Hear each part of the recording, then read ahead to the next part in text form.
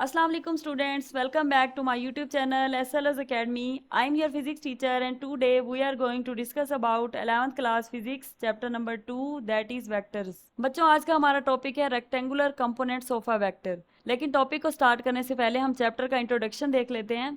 सबसे पहले हमने चैप्टर 1 में बच्चों पढ़ा था फिजिकल क्वांटिटीज़ की दो टाइप्स, बेस क्वांटिटीज़ और ड्राइव्ड क्वांटिटीज़। अब जो वो दो टाइप्स थी वो हमारे पास स्ट्रक्चर की बेस पे थी। इस चैप्टर के अंदर बच्चों हम इसकी दो और टाइप्स पढ़ेंगे जो कि डायरेक्शन की बेसिस पे होंगी। अब वहाँ पर हमने बेस और ड्राइव क्वांटिटीज़ को पढ़ा था क्योंकि बेस क्वांटिटीज़ जो हैं वो बेसिक फंडामेंटल क्वांटिटीज़ होती हैं, 7 बेस क्वांटिटीज़ होती हैं हमारे पास। और जो ड्राइव क्वांटिटीज़ हैं वो हमने पढ़ा था कि बेस क्वांटिटी से ड्राइव होके आती है, उनको मल्टीप्लाई डिवाइड या आपस में प्लस माइनस करके हम ड्राइव क्वांटिटीज़ निकालते हैं। ठीक है, अब जो ये चैप्टर है इस चैप्टर में क्या है, हमारे पास दो डिफरेंट टाइप्स हैं। किस चीज़ की बेस पर? डायरेक्शन की बेस पर। अब डायरेक्शन की बेस पर किस तरह से हैं वो बच्चों हम आज पढ़ेंगे। तो हमारे पास दो कौन सी टाइप हैं, पहली है स्केलर और दूसरी है वेक्टर्स। और वेक्टर्स पर ही हमारा चैप्टर है, इसी को हम डिटेल में डिस्कस करेंगे। लेकिन अब इंट्रोडक्शन में हम थोड़ा सा स्केलर को भी डिस्कस कर लेते हैं। स्केलर, सबसे पहले मैं इनकी डेफिनेशन रीड कर रही हूँ, उसके बाद मैं आपको समझाती हूँ कि स्केलर क्वांटिटीज कौन सी होती हैं। A physical quantity that is completely described by magnitude and unit is called scalar quantity. ऐसी फिजिकल क्वांटिटी जो मुकम्मल तौर पर डिस्क्राइब की जा सकती है किस किस चीज़ से? मैग्नीट्यूड से और यूनिट से। मतलब कि उसका अगर हमारे पास हमें मैग्नीट्यूड पता हो और यूनिट पता हो तो हम एक फिजिकल क्वांटिटी को कंप्लीटली डिस्क्राइब कर सकते हैं।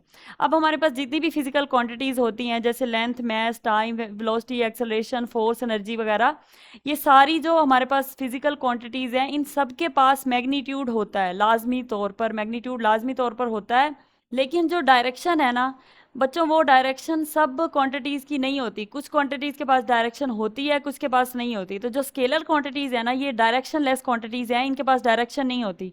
और वेक्टर में जो है, वेक्टर में डायरेक्शन लाई करती है। मैग्नीट्यूड दोनों में होगा, बल्कि मैग्नीट्यूड सब में होगा। बेस क्वांटिटीज़ के पास भी था, ड्राइव क्वांटिटीज़ के पास भी था, स्केलर के पास भी है, वेक्टर के पास भी होगा।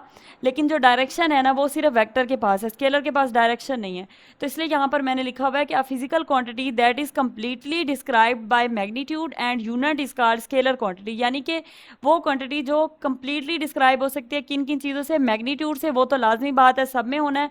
और दूसरा यूनिट से, साथ यूनिट भी होता है। जैसे हमारे पास मैथ्स का यूनिट होता है किलोग्राम, इसी तरह से फोर्स का यूनिट होता है न्यूटन। तो इस तरह की जितनी भी क्वांटिटीज जिनका मैग्नीट्यूड और यूनिट इनफ हो उनको डिस्क्राइब करने के लिए, उनको हम क्या कहते हैं?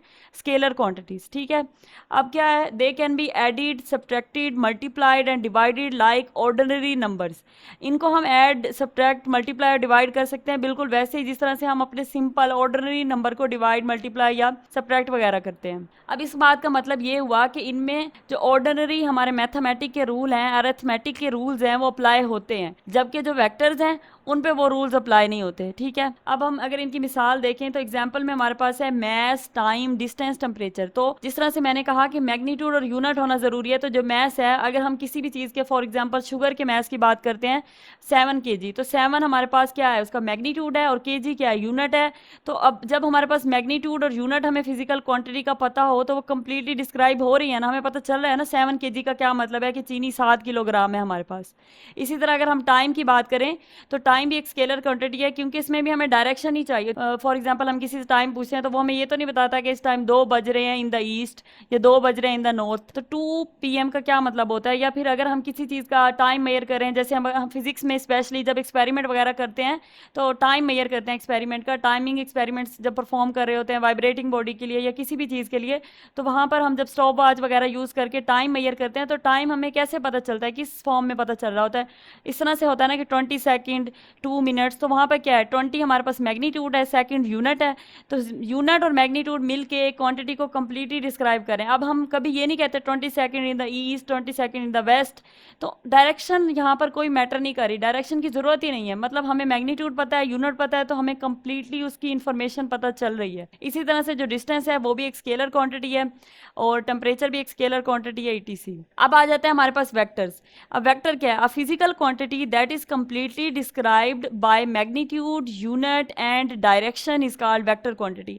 अब यहाँ पर हमें मैग्नीट्यूड भी चाहिए, यूनिट भी चाहिए और डायरेक्शन भी चाहिए, और मेन चीज़ है डायरेक्शन जो इन दोनों को डिफ्रेंशिएट कर रही है। वेक्टर क्वांटिटीज हमारे पास ऐसी क्वांटिटीज होती हैं जिनकी डायरेक्शन पता होना ज़रूरी है। फॉर एग्जाम्पल, अगर आप घर से बाहर जा रहे हैं अपने किसी दोस्त के घर, सही है, अब आपको पता है कि आपका जो दोस्त का घर है वो आपके घर से 7 किलोमीटर दूर है, ठीक है, आप ये आपको डिस्टेंस पता है। अब आपको अगर डायरेक्शन कोई नहीं बताता, आपको बस सिर्फ यही बताया जाता है कि 7 किलोमीटर आपके घर से दूर आपके दोस्त का घर है और आपको वहां पहुंचना है, तो आप कैसे पहुंचेंगे? नहीं पहुंच सकते। मतलब आपको पता ही नहीं है कि नॉर्थ में 7 किलोमीटर चल के जाना है, वॉक करना है, ईस्ट में जाना है, वेस्ट में जाना है, किस साइड पे जाना है, तो नहीं पता आपको, क्योंकि आपको डायरेक्शन नहीं पता। जो डायरेक्शन है ना, इसकी बहुत इंपॉर्टेंस है। जो वेक्टर्स है ना, ये हमारी जिंदगियों में बहुत इंपॉर्टेंट है, क्योंकि ये डायरेक्शन बताते हैं और डायरेक्शन के बगैर बहुत सारे काम अधूरे हैं। अब आप अपने दोस्त के घर जा ही नहीं सकते जब तक आपको डायरेक्शन ना बताई जाए। जब आपको ये बताया जाएगा कि भाई 7 किलोमीटर आपने जाना है इन द ईस्ट, तब आप जाकर उस ईस्ट में ट्रेवल करेंगे और अपने दोस्त तक पहुंच सकते हैं। इसी तरह से और भी बहुत सारी एग्जांपल्स हैं। हम किसी चीज की एग्जांपल ले लें, फॉर एग्जांपल अगर हम एक दीवार गिरा रहे हैं तो उसमें क्या होता है, दीवार गिराने के लिए एक बंदा जो दीवार को पुश करेगा, किस साइड पे पुश करेगा, अपने फ्रंट साइड, तो वहां पर भी हमें डायरेक्शन चाहिए।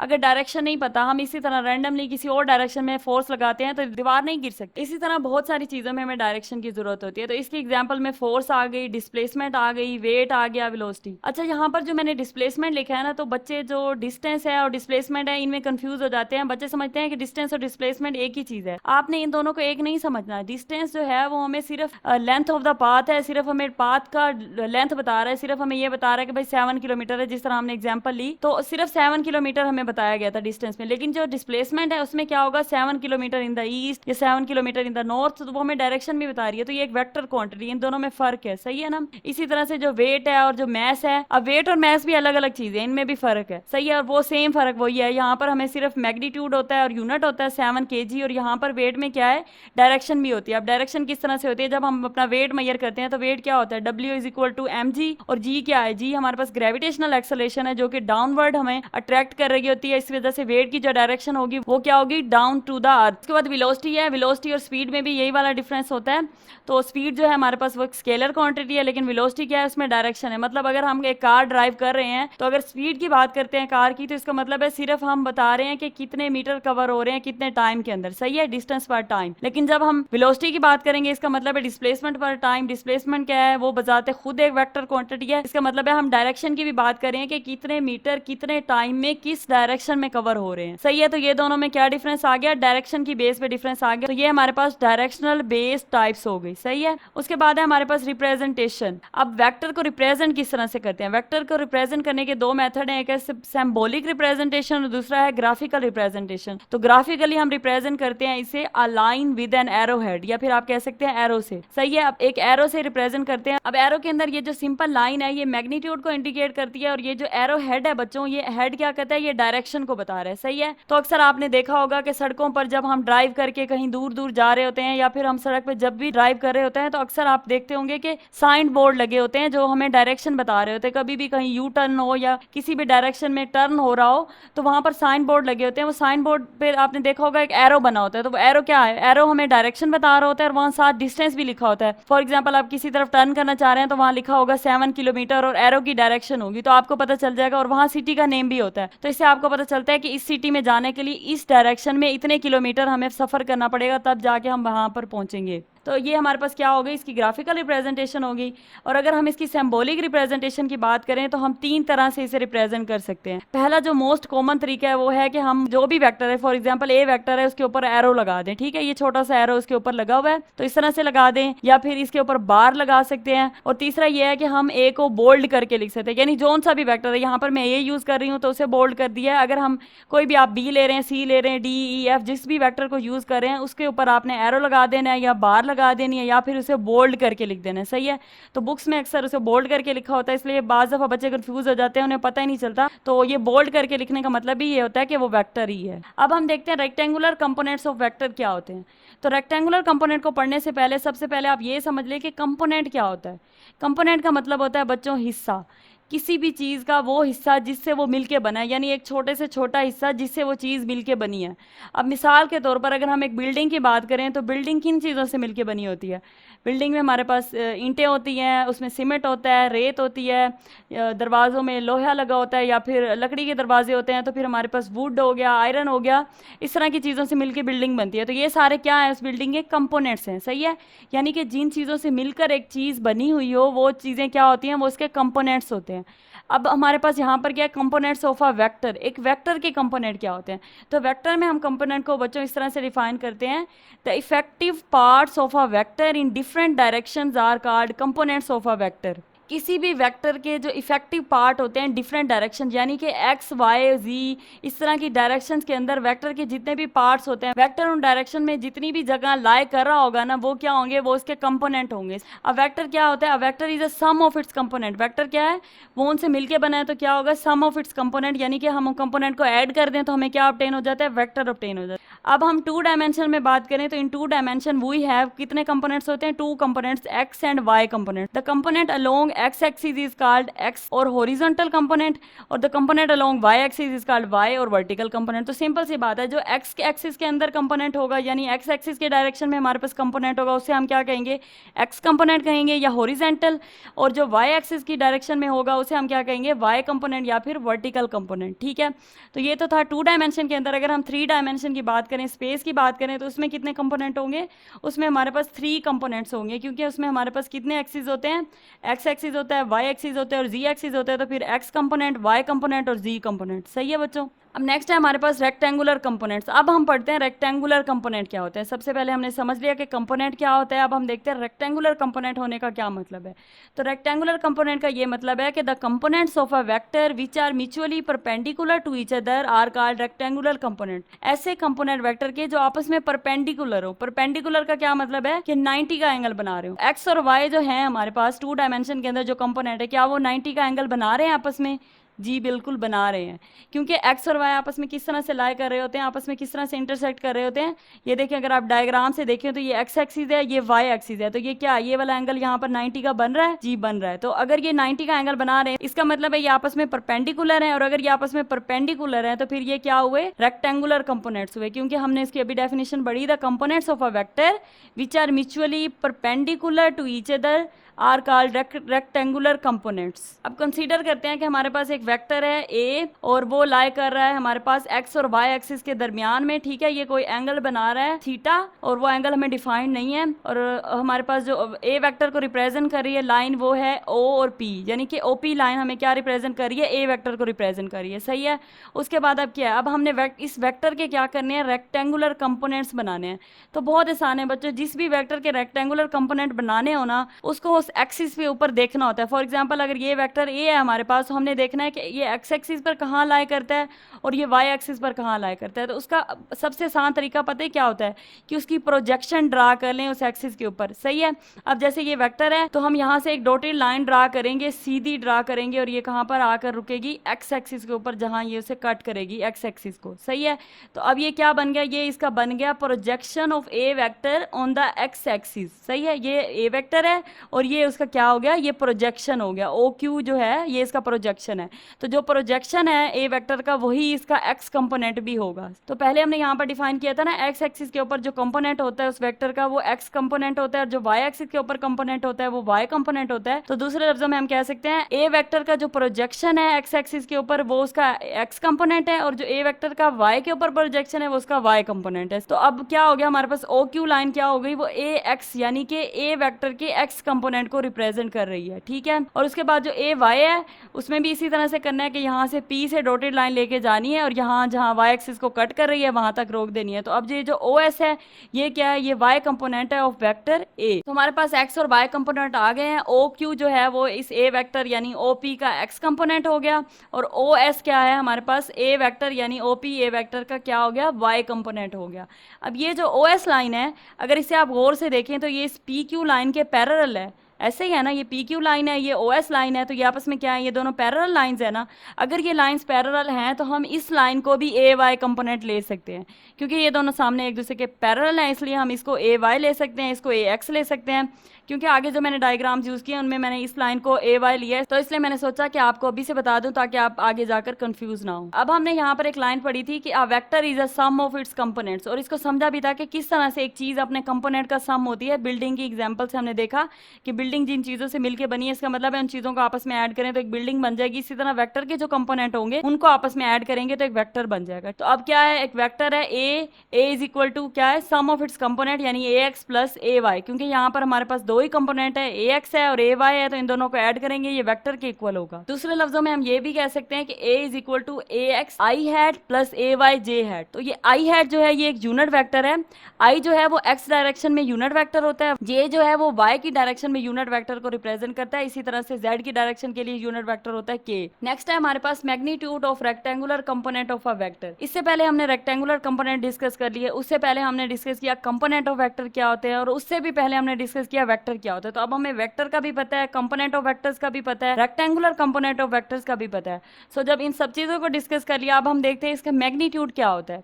तो मैग्नीट्यूड के लिए बच्चों क्या करना है, हमने ट्रिग्नोमेट्रिक रेशियोज यूज करनी है। ट्रिग्नोमेट्रिक रेशियोज के फार्मूले वैसे आपको याद हो जाने चाहिए अभी तक, लेकिन अगर अभी भी याद नहीं हुए तो उसके लिए एक ट्रिक होता है छोटा सा, वो मैं आपको बता देती हूँ। एक सेंटेंस है जिसे आपने याद रख लेना है, और वो सेंटेंस है some people have curly brown hair through proper brushing.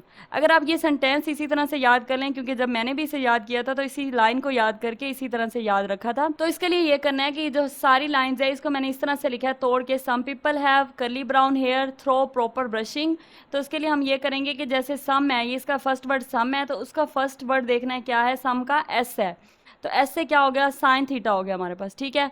अब नेक्स्ट लाइन में देखना है, नेक्स्ट लाइन में फर्स्ट वर्ड क्या है, करली है, करली का फर्स्ट वर्ड क्या है, सी, तो सी से कोस थीटा, कोस थीटा लिख लेना है। और थर्ड लाइन में क्या है हमारे पास, थ्रू है, तो थ्रू से टी, टी से हो गया टेन थीटा। तो अब इससे आगे ये होगा कि ये रेशो है, आपको ये तो पता है रेशो है तो डिवीजन तो होगी, यानी कुछ ऊपर आएगा कुछ नीचे आएगा। जैसे मैंने यहाँ पर कहा कि ये ट्रिग्नोमेट्रिक रेशियोज हैं, तो इसका मतलब है कि ये सारे एंगल हैं ये बटे के अंदर आएंगे, यानी दो चीजों को डिवाइड करके आएंगे। तो आपने पहले ही बटा लगा लेना है। अब हमने देखना है कि ऊपर क्या आएगा और नीचे क्या आएगा। तो उसके लिए ये है कि जो दूसरा वर्ड है ना, यानी सम के बाद जो दूसरे नंबर पे वर्ड है उसका जो पहला है, जैसे ये पी है तो पी से आएगा परपेंडिकुलर, और एच है तो से आएगा हाइपोटेन्यूज। इसी तरह से यहाँ पर क्या है, बेस, क्योंकि बी है, ब्राउन बी है, तो क्या आएगा, पहले बेस ऊपर और नीचे एच है, यानी कि एच हेयर, और क्या आ जाएगा यहाँ पर हाइपोटेन्यूज, सही है। और यहाँ पर क्या है, प्रॉपर पी है, पी से क्या आएगा परपेंडिकुलर, और ये ब्रशिंग है बी है, तो बी से क्या आएगा बेस। तो आपको ये पता होना चाहिए कि हमने इसे परपेंडिकुलर, हाइपोटेन्यूज और बेस की टर्म में लिखना है, ये तो आप याद रख लें। तो इस तरह से आप इन फार्मूलाज को याद कर सकते हैं। तो अब हमने क्या करना था, मैग्नीट्यूड निकालना है। तो मैग्नीट्यूड किन का निकालना है, rectangular component of vector. Rectangular component क्या थे हमारे वेक्टर के, जो हम अभी पीछे फाइंड करके आए हैं, ए एक्स और ए वाई जो थे हमारे रेक्टेंगुलर कंपोनेंट थे। तो दूसरे लफ्जों में ये है कि हम इस टॉपिक के अंदर ए एक्स और ए वाई का मैग्नीट्यूड फाइंड, ए एक्स का मैग्नीट्यूड फाइंड करने के लिए अब क्या करते हैं, अच्छा ए एक्स है, अब हम इन ट्रिग्नोमेट्रिक रेशियोज को ही यूज करेंगे, लेकिन इनमें से कौन से वाली रेशियो यूज करनी है उसके लिए एक ट्रिक है। ए एक्स है तो अब इसके लिए आप देखें, डायग्राम पे जाएं। सबसे पहले ये जो डायग्राम हमने पीछे भी बनाई थी, ये वही डायग्राम यहाँ पर दोबारा ड्रॉ की है। अच्छा एक और चीज आप ये समझ ले कि ट्रायंगल के अंदर ये राइट एंगल ट्रायंगल होना जरूरी है इन ट्रिग्नोमेट्रिक रेशियोज को यूज करने के लिए। और इस राइट एंगल ट्रायंगल के अंदर भी ये चीज देख लें कि ये जो नीचे वाली है ये बेस है, सही है। अब ये हमेशा ये नहीं होता कि ये नीचे वाली ही बेस होती है, अक्सर बच्चे ये समझते हैं कि जो सबसे नीचे वाली लाइन होती है वो बेस होती है। असल में यहाँ पर जो एंगल बन रहा है ना थीटा, वो जिस भी लाइन के साथ, जिस भी साइड के साथ बन रहा हो वो हमारे पास बेस होती है, और उस एंगल के अपोजिट यानी उस एंगल के बिल्कुल सामने जो लाइन होती है वो परपेंडिकुलर होता है। अब जहां पर वो एंगल बन रहा है वो बेस हो गई, जिसके जो साइड उस एंगल के सामने होगी वो परपेंडिकुलर हो गया, और उसके अलावा जो साइड बचती है वो हमारे पास हाइपोटेन्यूज होता है। लेकिन आमतौर पर बच्चे इस तरह से याद रखते हैं कि नीचे वाली बेस है, जो सीधी लाइन है जो 90 का एंगल बना रही है वो परपेंडिकुलर है, और जो टेढ़ी लाइन है थोड़ी सी किसी ऐसे एंगल पे जिसको हम फाइंड नहीं कर सकते, तो वो मतलब इस तरह का जो एंगल है तो उसे हम क्या कह देते हैं, हाइपोटेन्यूज कह देते हैं। लेकिन आपको ओरिजिनल कंसेप्ट पता होना चाहिए। अब ए एक्स को फाइंड करना है, तो ए एक्स के लिए क्या है, ये नीचे वाली बेस है, ठीक है। तो अब बेस को, ए एक्स को तो इन्वॉल्व करना ही करना है, यानी कि हमें ऐसी ट्रिग्नोमेट्रिक रेशियो लेनी है जिसमें बेस होनी चाहिए। तो इसका मतलब है कि हमारे पास बेस वाला फार्मूला आएगा, यानी अगर हम इन दोनों में से इन तीनों में से देखें अगर, तो इन तीनों में क्या है, कोज में भी बेस आ रहा है और टेन में भी बेस आ रहा है, यानी अब साइन वाला तो हमारा गया, इस ये तो नहीं यूटिलाइज होगा क्योंकि हमें बेस तो चाहिए है, ए एक्स है और ए एक्स बेस पे है, तो हमें बेस वाला फार्मूला चाहिए, तो हमारा जो पहला है ये कैंसिल हो गया। अब हमारे पास बचे कोज और टेन। तो अगर कोज और टेन में से देखें, ए एक्स जो है वो किस चीज का कंपोनेंट है, वो ए वेक्टर का कंपोनेंट है ना, तो इसका मतलब हमें ऐसा और फार्मूला अब यूटिलाइज करना है जिसमें ए वेक्टर भी इन्वॉल्व हो। तो अब देखते हैं ए वेक्टर कहाँ पे है। ए वेक्टर है हमारे पास हाइपोटेन्यूज के ऊपर, यानी कि हमें एच भी चाहिए और बी भी चाहिए, हाइपोटेन्यूज भी चाहिए और बेस भी चाहिए। तो अब कौन सा ऐसा फार्मूला है जिसमें ये दोनों हो, तो अगर हम यहाँ पर देखें तो ये जो कोस थीटा है उसमें क्या है, बेस भी है और हाइपोटेन्यूज भी है, तो हम इस फार्मूले को यूटिलाइज करेंगे। Cos theta is equal to base over hypotenuse. Cos theta is equal to base क्या है, ए एक्स है, और हाइपोटेन्यूज क्या है, ए वेक्टर है। तो अगर हमने यहाँ से ए एक्स निकालना है तो क्या करेंगे, A x is equal to A, उधर जाके मल्टीप्लाई हो जाएगा कोस थीटा के साथ, A x is equal to A cos theta. सही है। तो इस तरह से आपको याद नहीं रखना पड़ेगा कि कौन सी रेशियो यूटिलाइज करनी है, आप इसी तरह से देखकर खुद समझ सकते हैं कि कौन सा फार्मूला यूटिलाइज होगा। अब ए वाई को देखते हैं, तो ए वाई में क्या है, सबसे पहले देखना है कि ए वाई कौन सी साइड पे है। ए वाई यहाँ पर है, तो ए वाई कहाँ पर है, परपेंडिकुलर के ऊपर। ठीक है, अब ए वाई परपेंडिकुलर के ऊपर है और ये भी ए वेक्टर का कंपोनेंट है, तो ए वेक्टर भी इन्वॉल्व होगा, तो ए कहाँ पर है, हाइपोटेन्यूज के ऊपर है, यानी हमें परपेंडिकुलर और हाइपोटेन्यूज वाला फार्मूला चाहिए। तो वो कौन सा फार्मूला है, वो है साइन थीटा वाला। Sine theta is equal to perpendicular over hypotenuse. सही है, तो हम ये वाली रेशियो यहाँ पर यूटिलाइज कर लेंगे।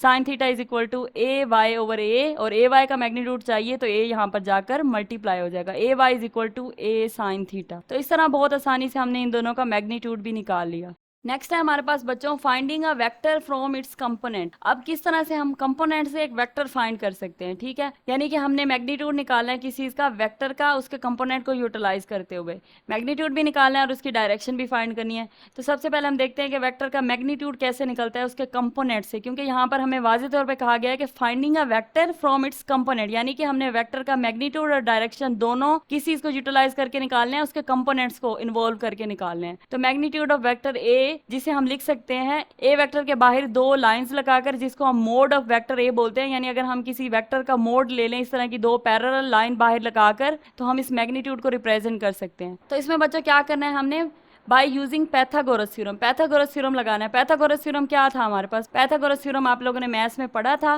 तो वो था हमारे पास हाइपोटेन्यूज का square is equal to base square plus perpendicular का स्क्वायर। हाइपोटेन्यूज पे क्या है, हाइपोटेन्यूज पे हमारे पास क्या है, वेक्टर ए है, और बेस पे क्या है, ए एक्स है, और परपेंडिकुलर के ऊपर क्या है, ए वाई है। ए square A x square plus A y square. अब अगर हम दोनों साइड्स पर अंडर रूट ले लें तो क्या होगा, A is equal to under root A x square plus A y square. सही है, और इसे हम इस तरह से भी लिख सकते हैं, जैसे मैंने पहले ही आपको बताया कि मैग्नीट्यूड की जो जनरल रिप्रेजेंटेशन है वो इस तरह से है कि वेक्टर को हम बाहर दो पैरेलल लाइंस, यानी कि मोड ऑफ दैट वेक्टर क्या होगा, मैग्नीट्यूड को रिप्रेजेंट करता है। और अगर इसे हम इस फॉर्म में ना लिखना चाहें तो फिर क्या है, फिर ऐसे लिख सकते हैं, क्योंकि जो लाइट फेस लेटर होते हैं वो भी मैग्नीट्यूड को ही डिफाइन कर रहे होते हैं। और अगर हम स्पेस के देखें, स्पेस में क्या होता है, 3 एक्सिस होते हैं, तो उसमें क्या हो जाएगा, ए एक्स स्क्वायर ए वाई स्क्वायर और ए जी स्क्वायर। तो ये बिल्कुल वैसे ही है। उसके बाद हम देखते हैं डायरेक्शन ऑफ दैट वेक्टर, यानी कि डायरेक्शन ऑफ वेक्टर ए, जो कि हमारे पास क्या होगा, थीटा, यानी हम अब इस थीटा को फाइंड करने लगे हैं। तो अब जब हम एंगल फाइंड कर रहे हैं, इसमें हम क्या करेंगे, ट्रिग्नोमेट्रिक रेशियो लेंगे, क्योंकि इस तरह वाले फार्मूले में तो कोई एंगल नहीं इन्वॉल्व होना ना, तो इस तरह का कोई पैथागोरस थ्योरम वगैरह नहीं लग सकता। अब हमें इस तरह की चीज़ चाहिए, इस तरह का फार्मूला चाहिए या इस तरह की रेशियो चाहिए जिसमें कम से कम एंगल इन्वॉल्व हो, क्योंकि हमें एंगल निकालना है। तो जो हमने ट्रिग्नोमेट्रिक रेशियो देखी थी वहां पर हमारे पास एंगल आ रहा था ना, sine theta, tan theta, cos theta, तो वो थीटा इन्वॉल्व हो रहा था। अब हमने क्या करना है, कोई ऐसा फार्मूला यूज करना है जिसमें थीटा इन्वॉल्व हो। अच्छा, इसका एक आसान सा तरीका बताऊं, इससे पहले हमने 3 रेशियो पढ़ी थी, साइन थीटा, कोस थीटा और टेन थीटा। अब साइन थीटा भी हमने यूज कर ली थी ए वाई का मैग्नीट्यूड निकालते हुए, ए एक्स का मैग्नीट्यूड निकालते हुए हमने कौन सी यूज की थी, कोस थीटा वाली। अब आखिरी कौन सी बचती है, टेन थीटा वाली ना, तो बस चुप करके ना वो टेन थीटा वाली यहाँ पर लिख देनी है, बगैर सोचे समझे कि किस तरह से वो थीटा को बताती है नहीं बताती, बस टेन थीटा यहाँ यूज कर लेना।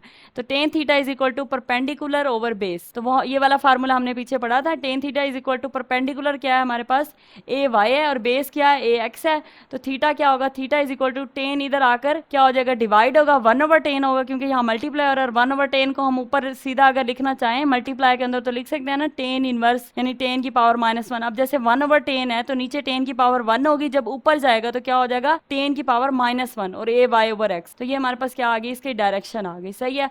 और अगर वैसे आप समझना चाहें तो क्योंकि हमारे पास ये थीटा है ये किसकी डायरेक्शन को बता रहा है, ए वेक्टर की। तो ए वेक्टर की डायरेक्शन निकालने के लिए जाहिर सी बात है उसके कंपोनेंट यूज करने हैं, क्योंकि हमारे टॉपिक का भी यही नाम है कि हमने कंपोनेंट को यूज करना है। तो अब हमें वैसे भी इस तरह की रेशियो चाहिए थी जिसमें ए वाई और ए एक्स दोनों इन्वॉल्व हों, और वो एक ही है, वो टेन थीटा ही है। तो इस तरह से अभी आप इसे याद रख सकते हैं। अच्छा बच्चों, ये था आज का लेक्चर। आई होप आपको लेक्चर समझ आ गया होगा, लेकिन फिर भी अगर कोई कन्फ्यूजन हो तो आप कमेंट सेक्शन में लाजमी बताइएगा, मैं इस पर नेक्स्ट वीडियो बना लूंगी। इसके अलावा एक और बात यह है कि डिस्क्रिप्शन में मैंने एक वीडियो का लिंक दिया है, उसे लाजमी देख लीजिएगा, क्योंकि इसको समझने के लिए वो वीडियो आपको इंशाल्लाह हेल्प करेगी। Thank you so much.